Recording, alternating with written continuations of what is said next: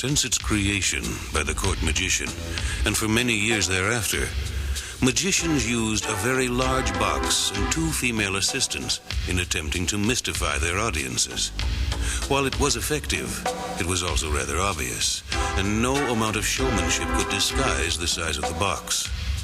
The box I use is called the thin model box and requires the use of only 1 assistant. I will now reveal to you the secret of sawing the woman in half. Here is a replay of the illusion you have just seen.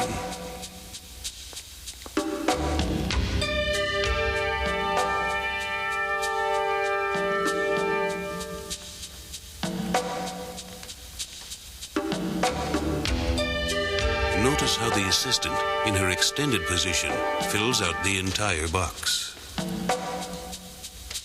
To show the audience that she cannot escape, I lock the box on all sides.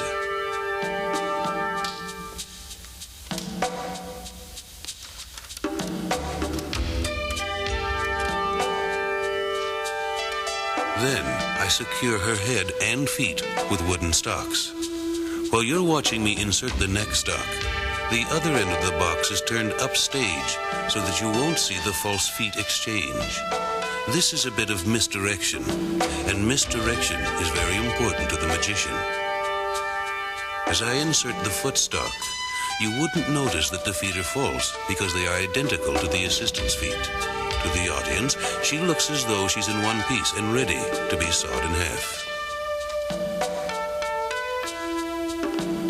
Before we start sawing, let me show you the strips of wood that we inserted on both sides of the box. These strips give us something to saw, and they also hide the movement at the assistant's feet as she draws her legs up into the top of the box. Now we are going to saw. Even though I've just shown you that the assistant's legs are in the top half of the box, are you wondering if maybe I really did saw her in half?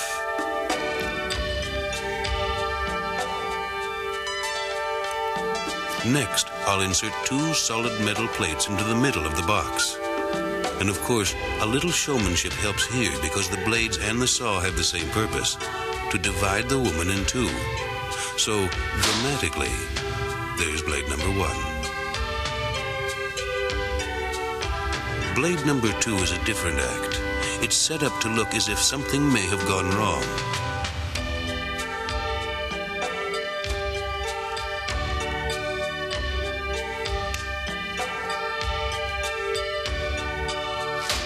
Now, let's see how that was done.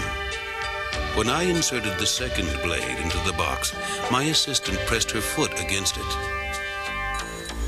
so that when I hammered on it, the blade wouldn't move. Then, it was simply a matter of letting her know exactly when to release the blade with her foot.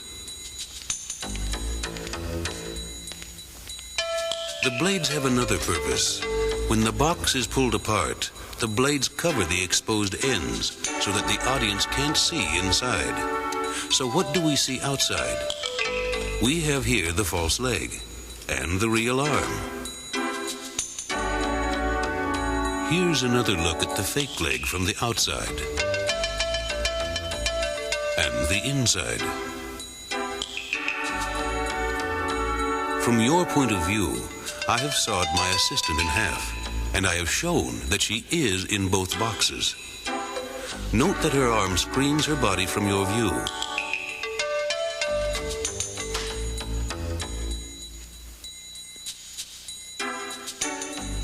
I then pretend to check this half of the box, where conveniently there is a string which is connected to the false feet. I give it a slight pull, and to the audience, it appears as though she is still connected and able to move both her head and her feet. Now I will put my assistant back together again.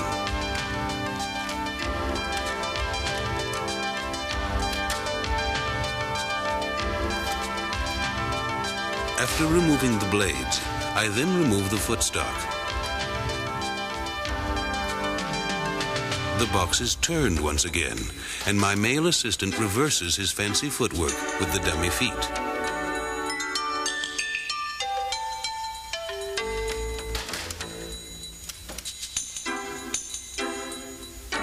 I remove the wooden stock around the neck, and all that remains for me to do is unlock the box.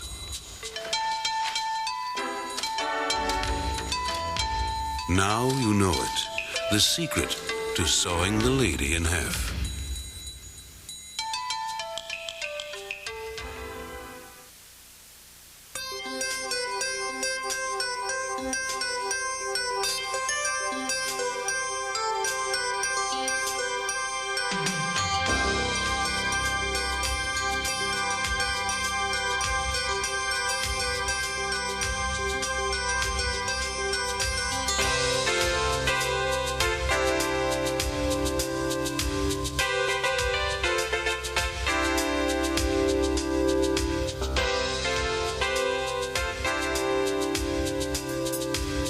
A rigid law of physics states that two things cannot occupy the same space at the same time.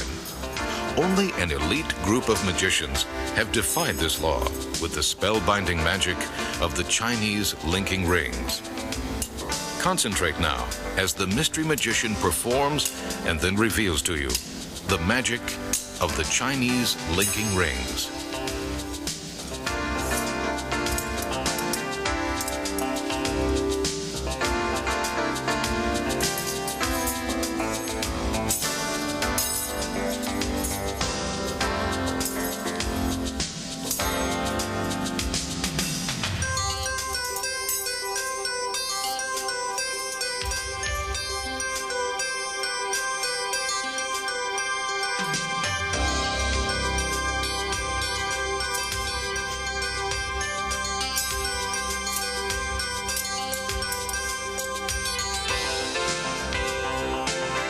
The illusion of the Chinese linking rings is performed by sleight of hand. Although the moves appear simple, it takes many years of practice to master the skills. Pay close attention as I now unlock the mystery of the Chinese linking rings. This is the key ring. Notice the break right here, big enough for your finger to pass through. This break is the secret to making the illusion work. To begin, all you need is the key ring and two single rings. Watch. You're seeing a side view in slow motion of how the solid ring connects to the key ring through the break. Let's look at it again.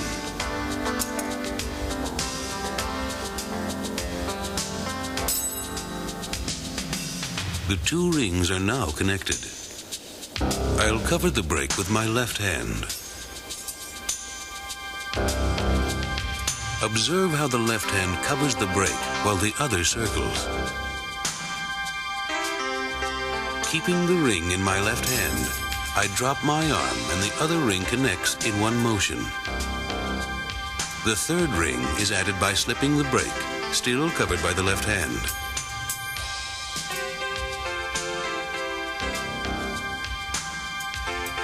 To separate the rings, ease the top ring through the break as shown. One more look.